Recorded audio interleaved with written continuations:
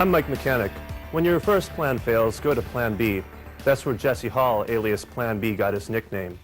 In Sabranti Park, Jesse's East Oakland neighborhood, a flourishing drug trade entices many young men with the promise of easy money. True to his nickname, Jesse found another way, but the talented young rapper never had a chance to realize his dreams. This is the story of Jesse, his father, Bobby Hall, and their neighborhood, where survival can't be taken for granted.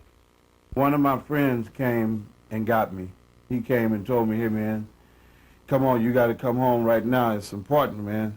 I said, what is it? And he was all excited and nervous. I said, man, what's going on? He said, man, Jesse been shot.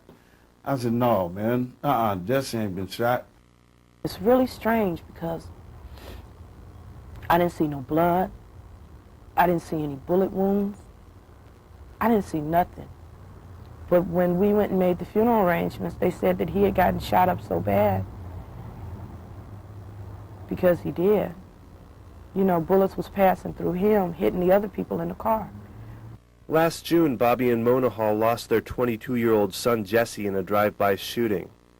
Jesse, an artist and up-and-coming rapper, was an accidental victim of the violence crack cocaine has brought to Sabranti Park, the Hall's East Oakland neighborhood.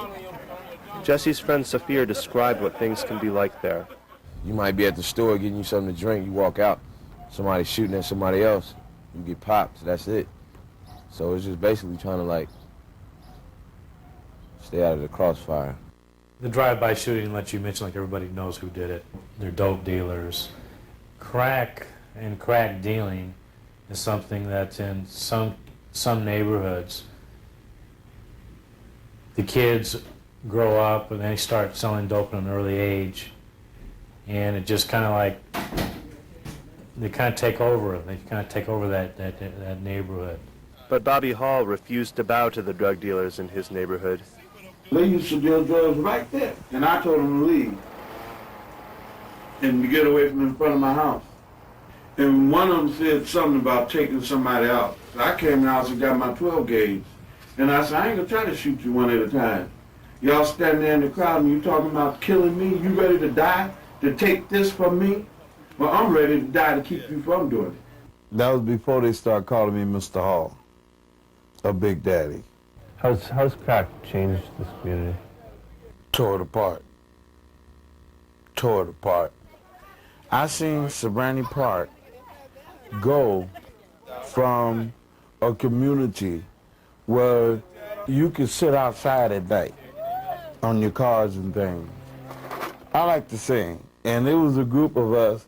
We could stop in front of your house, and we start singing, and you probably come out on the porch and sit and listen to us. Nowadays, anybody come past your house, hey, you getting the gun and running to the window and laying on the floor, peeping out the cracks. You hear me? And then the kids could go from house to house and play. Nowadays, you have to escort your kid to each house that you let him go play at. Make sure that you have to check the parents out themselves before you let him play there every day. It has turned into a prison. It's really that bad? It's really that bad. Really that bad. It's worse than that.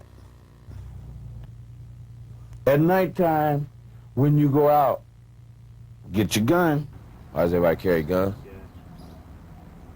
Because shit is hectic. I got a gun on me, right? Well, no, I ain't got one right now, but if I had one, it'd be on me right now. No, I'm not no killer now, you know, I just don't want to get shot, man. I've been shot twice. I've always taught all three of my children, Jesse, Angela, and little Bobby, that death, just as well as living, is part of life. And there's no hiding from it. And just like you talk about the weather, we talk about death. The kids in the flatlands just think that, hey man, there's only one way out of here, basically. Athletics and sports. If I don't go to school, well, so-and-so's dealing dope, I can start grinding and sell dope. What is grinding? Grinding is to sell narcotics on the street.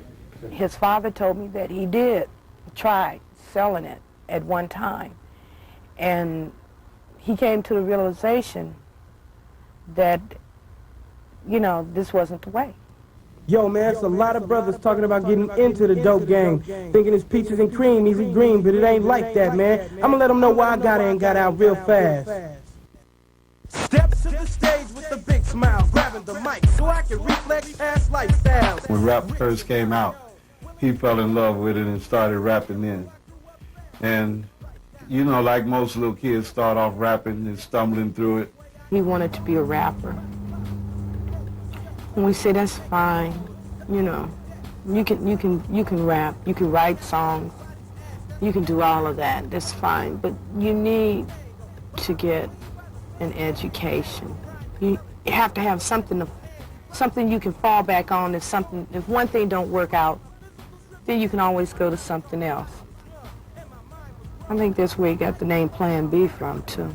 He got better with it, then he started writing his own lyrics, making up his own raps. And he went on and came up to where he was when the accident happened, ready to put out his own LP, and he had put together a whole record company. He had snuck behind Bobby and my back and had applied to Grambling University. He never found out he was accepted. He received a letter and we received a telephone call the day after he was murdered. Because we all silly, you know. Jesse was silly. But sometimes, you know, you're in a silly mood and then he silly you to death and then you get silly and then you can't get off. Me and Jesse was like, man, that was my brother, you know what I mean? That was my brother. We were very tight. And I ended up showing him how to airbrush. He would come through every other day, you know, practically every day. Just learning how to airbrush just by watching. And all the money we made airbrushing we could put into putting his album out.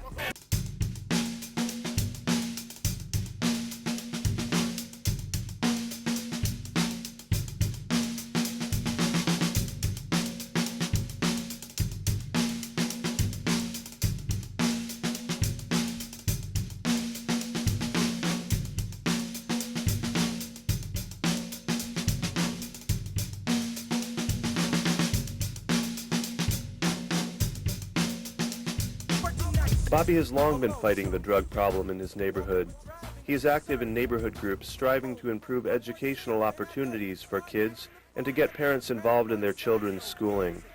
He is also part of Home Alert, which encourages neighbors to report crimes. I asked Bobby whether his efforts have paid off. To say yes would mean that the killing and the violence has stopped. You know, my son just died gunned down here in the streets.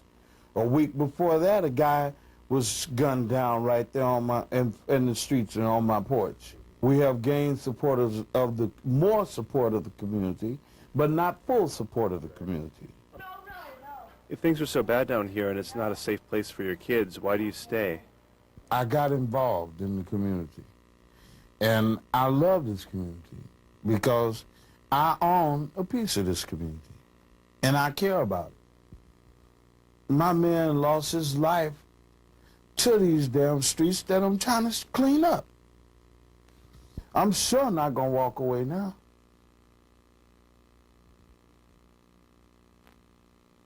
I'm sure not walking away now.